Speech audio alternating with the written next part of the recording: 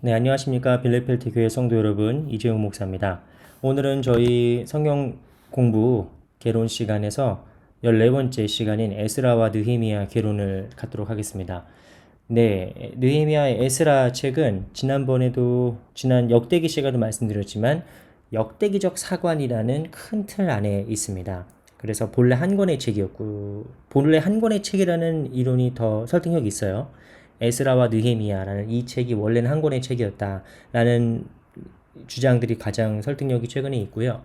어쨌든 제일 중요한 것은 역대기적 사관의 연속성에 있다. 그래서 우리가 지난 시간 살펴보았던 역대기적 사관, 그게 무엇이었습니까? 포로 귀환 이후에 이제 이스라엘이라는 민족적 정체성을 다시 확립하고 수립할 때에 중요한 그 강조점들이 있잖아요. 그 강조점이 그대로 같이 들어가 있는 책입니다. 그래서 뭐 다윗의 왕조랄지 율법의 정신이랄지 성전의 의미랄지 이런 것들이 대단히 강조되어 있는 책들입니다.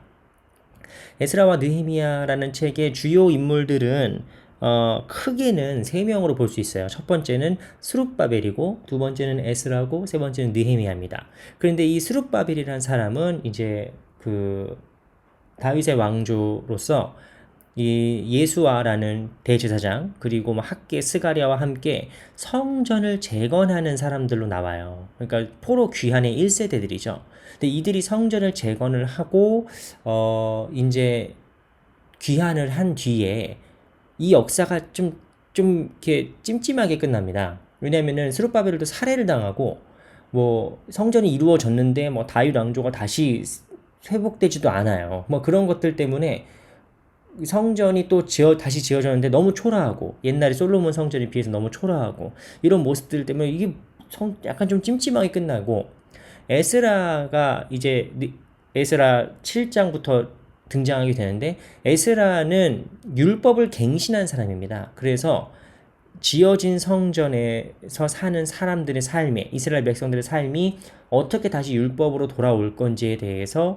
이제 언급을 하면서 개혁 운동을 벌이는 거죠. 근데 여기에서도 우리가 또 찜찜한 게 뭐 이미 이방 여자들과 결혼한 백성들은 막 파혼해라, 이혼해라, 막 이러면서 이게 우리가 볼 때는 이 뭐 왜 멀쩡한 가정을 이혼을 시키냐. 아무리 율법의 정신이 중요해도 그렇지 뭐 사람이 살고 있는데 갑자기 이혼하라고 하냐. 뭐 이런 찜찜한 또 기분이 또 지울 수가 없죠.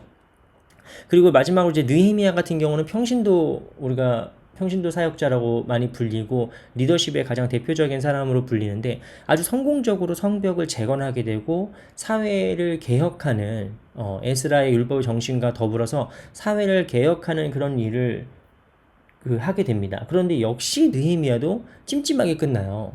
그러니까 이스라엘 백성들이 성벽이 건축되고 성전 안에서 다시 이제 예배가 회복되는 것처럼 보이지만 제대로 성전에서 제사가 드려지지 않고 사람들의 삶이 다시금 또 이렇게 다시 이렇게 또 타락하는 모습들을 보면서 또 끝나거든요. 그래서 이게 뭔가 싶으실 수 있어요. 읽으시면서 이게 뭔가 끝나는 것 같지도 않고 찜찜한 느낌을 우리한테 계속 준단 말입니다. 그런데 이 모든 것들은 사실상 예스라와 느헤미야라는 이 책이 주고자 하는 의미예요. 이 찜찜함. 이 율법으로서 살아가야 되는, 다시금 돌이켜야 되는 그 메타포가, 그 모티브가 있다라는 것을 염두에 두시고 이따 후에 조금 더 다뤄보도록 하겠습니다. 일단 구조적으로 봤을 때 에스라와 느헤미야는 이 두 가지 표를 통해서 좀 정리해 볼 수 있습니다.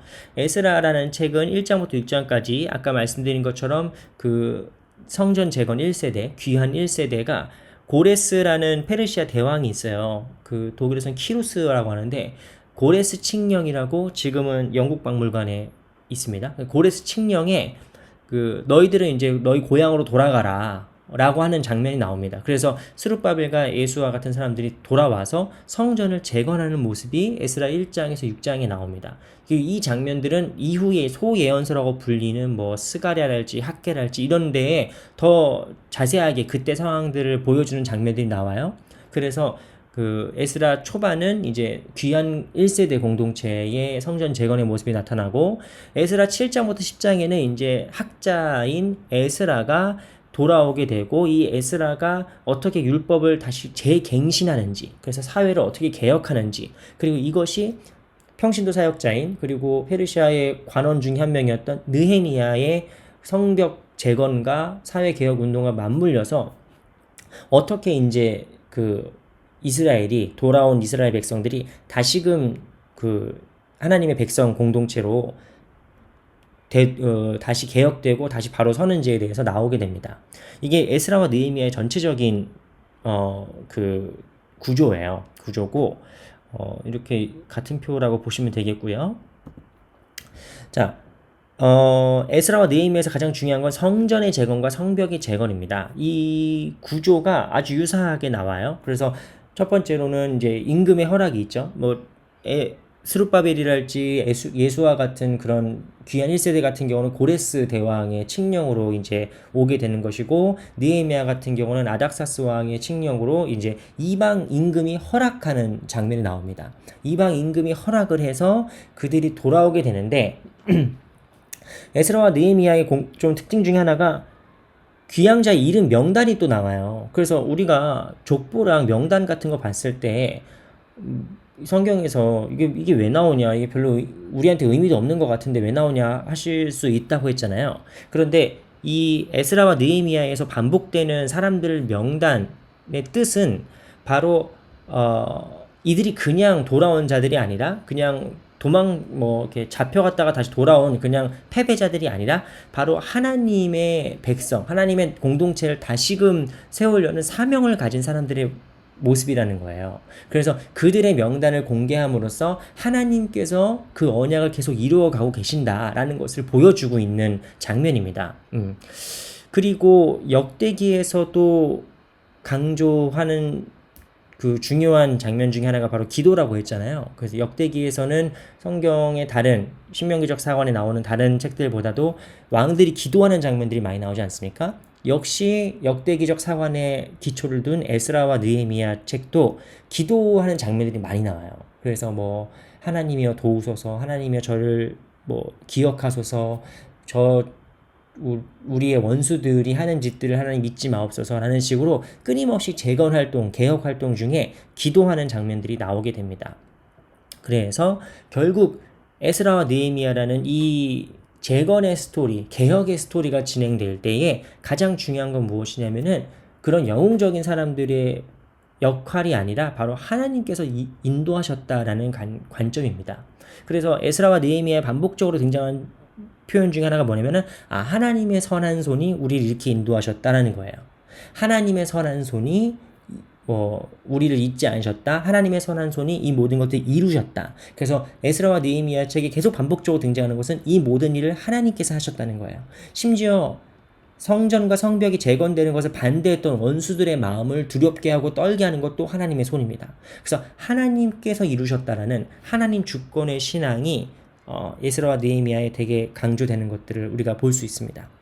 그런데 이 책들을 읽으시면은 아까 제가 처음에 찜찜하다고 말씀드렸잖아요. 진짜 찜찜해요. 왜냐하면 이게 뭐 성전을 짓는데 다른 이제 뭐 사마리아 사람들이겠죠. 다른 사람들이 우리도 같이 짓자 뭐 이렇게 얘기하니까 야 니네는 우리 백성 아니야. 너희는 이제 참다운 이스라엘 백성이 아니야. 하면서 이렇게 막 배척하는 장면이 나와요. 그리고 에스라 같은 경우는 심지어 돌아왔는데 이미 이방 여인들과 결혼한 잘 살고 있는 가정을 막 이혼하라고 해요. 그래서 이게 개혁이 너무 지나치지 않나. 아니 무슨 개혁을 이렇게까지 하나라고 우리는 생각할 수 있거든요. 찜찜한 느낌이 있을 수 있죠. 그런데 이렇게 생각하는 게 옳습니다. 그것을 단순히 뭐 이혼해라 뭐 이런 거에 우리가 너무 초점을 맞추지 말고 지금 역대기적 사관에 있는 이 사람들의, 성경에 나오는 사람들이 갖고 있는 가장 큰 의미, 중요한 사명이 무엇이냐면은 이스라엘 백성을 다시 재건하는 거예요. 율법의 공동체를 다시 재건하는 겁니다. 이거를 우리가 이해하기 쉽게 좀 표현을 하자면 이를테면 역사 반성? 역사 청산? 뭐 이렇게 이해할 수 있겠습니다. 정치적인 얘기는 최대한 하지 않으려고 하는데 이를테면 우리나라 같은 경우에 친일파 청산 잘 됐습니까? 우리나라 역사에서 친일파 청산 잘 됐을까요? 2차 세계대전 이후에 독일에서 나치에 대한 역사 청산이 잘 됐습니까? 그래서 역사 청산이 잘 되지 않았을 때에 처음부터 균열이 된 그 사회 공동체가 얼마나 건강하게 유지될 수 있을까요? 독일 같은 경우는 그게 68혁명 이후로 대단히 많이 수정되는 장면이 나옵니다. 그렇지만 뭐 한국이나 일본이나 뭐 이런 나라들의 역사 청산이 밑바닥에서 제대로 되지 않았기 때문에 지금까지도 그것이 뿌리 깊은 사회 문제가 되어서 사회 공동체를 분열시키고 갈등을 심화시키지 않습니까? 그러니까 에스라와 느헤미야가 철저하게 개혁하려고 했던 문제를 뭐 이혼이랄지 뭐 배타주의랄지 이런 거에 우리가 눈에 보이는 거에 초점을 맞추지 마시고 그 이면에 역사와 공동체를 새롭게 튼튼한 기초 위에 세우려는 노력으로 보셔야 돼요. 그래서 이거를 우리가 정체성이라고 표현합니다. 정체성이 있느냐? 이 혼혈 민족들이랄지 이 이방 풍습들이 다시 들어왔을 때 우리가 이 이스라엘 백성들이 열왕기 상하에서 겪었던 그런 죄악과 그런 파멸의 역사가 다시 한번 반복되기 때문에 이들은 그들의 신앙적이고 민족적인 순수성과 그런 순결함을 철저하게 지키려고 했던 거라고 볼 수 있어요. 그래서 오늘날 우리가 이해할 때는 철저한 역사적인 의식에서 일어난 것이구나. 그런 정체성의 문제구나 라는 것을 염두에 보셔야 됩니다. 그래서 제가 늘 말씀드리다시피 한국인으로서 성경을 읽을 때, 특히 구약을 읽을 때 되게 공감 가는 부분이 많아요. 우리가 이걸 잘 못했었는데, 아니면 우리도 이랬었는데 라는 그런 부분들이 되게 많습니다. 구약 성경이 특히. 그렇습니다. 그래서 아까 미리 말씀드렸는데 이 에스라와 느헤미야에 나오는 명단의 문제들, 그 사람들 이름들 쭉 나오는데 그게 그냥 있는 게 아니라 바로 하나님께서 우리를 다시 돌아오게 하셨다. 그리고 우리가 여기에 있는 이 사람들이 바로 하나님의 공동체를 다시 새롭게 세울 믿음의 후손들이다. 뭐 이런 측면이라고 보셔야 된다고 아까 말씀드렸죠. 자, 그래서 아까 우리가 개혁이 너무 과하지 않나요? 좀 찜찜하지 않나요? 라는 그 기분의 정체는 무엇이냐면은 그렇게까지 철저하게 다시금 하나님의 기뻐하시는 공동체로 하나님의 백성으로 다시 서려는 그 노력이 여기에 들어있는 거라고 보셔야 돼요. 그래서 우리가 이 역대기적 사관 이후로 보시면은 이스라엘 민족들에게 호소하고 그들을 꾸짖는 하나님의 말씀에서 우상숭배 문제가 더 이상 거론되지 않는 걸 볼 수 있습니다. 이건 대단히 독특한 측면이에요. 왜냐하면 저희가 그 사사기와 사무엘상하 뭐 이런 거 개론을 할 때 미리 말씀드렸지만 당시 농경 문화에서 바알 신앙을 거부하기란 정말 쉽지 않은 문제라고 말씀드렸습니다. 바알 신앙은 대단히 매력적이고 또 성적이고 아주 강력한 유혹을 갖고 있는 종교예요. 그래서 이스라엘 백성들은 사무엘 상하부터 열왕기 상하에 이르기까지 끊임없이 우상 숭배의 유혹과 위험에 직면합니다.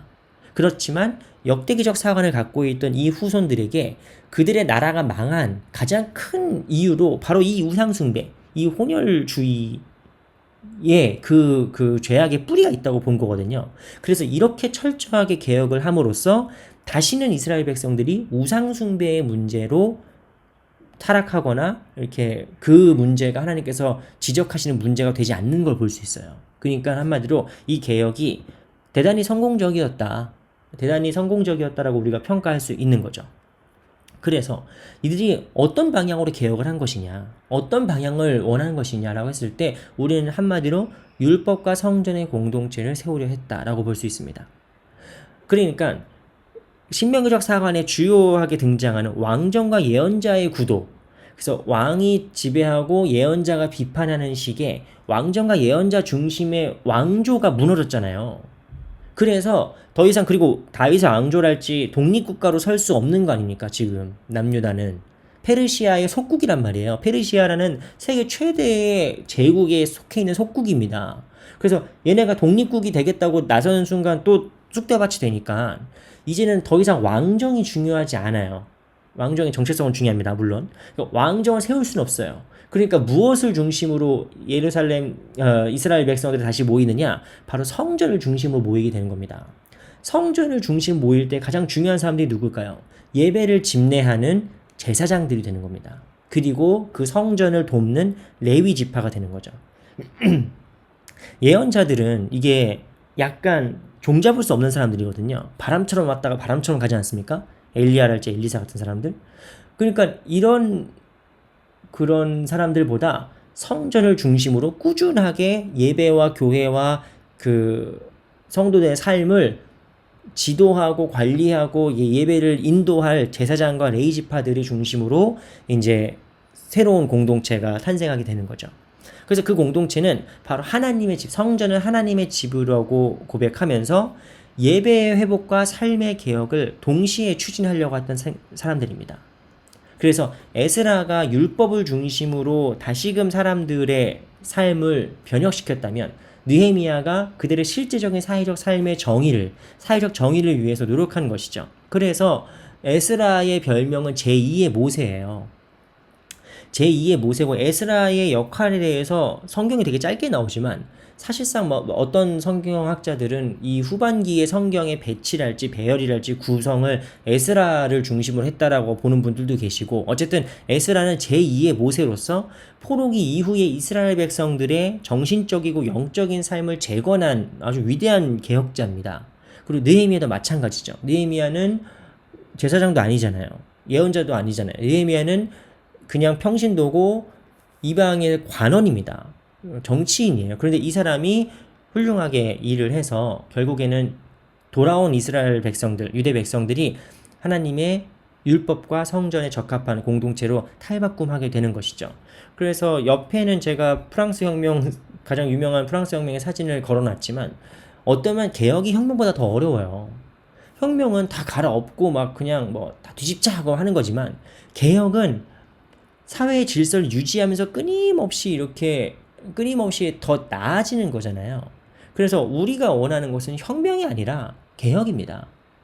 개혁된 교회는 끊임없이 개혁돼야 된다는 것이 이 개신교가 갖고 있는 가장 중요한 표 중에 하나거든요.